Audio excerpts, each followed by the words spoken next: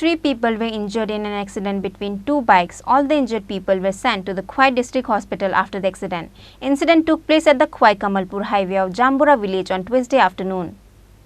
3 people were injured in an accident between two bikes at the Khwai Kamalpur highway of Jambura village on Tuesday afternoon. All the injured people were taken to the Khwai District Hospital after the accident by the fire service. The injured people names are Nasira Begum, Nuruddin and Ratan Tatti.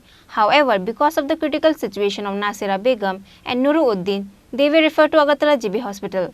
The accident occurred during an attempt to take turning.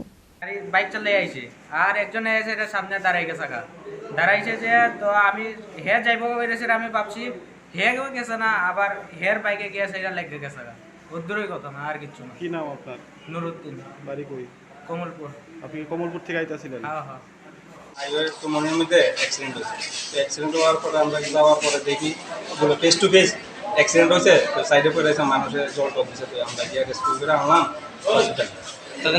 তাদের নাম হচ্ছে নুরুদ্দিন আহমেদ একজন, আর আরেকজন হচ্ছে নাসারুদ্দিন বেগম, আর একজন হচ্ছে জিতেন তাঁতি।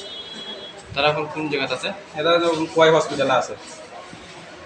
তারা কই থেকে আইতাছিল এরকম পাবলিক অফিস আছে কমলপুর, আর একজন হচ্ছে লাটাবাড়ি, খোয়াই লাটাবাড়ি থেকে ফেস টু ফেস ওই ন্যাশনাল হাইওয়ে ওই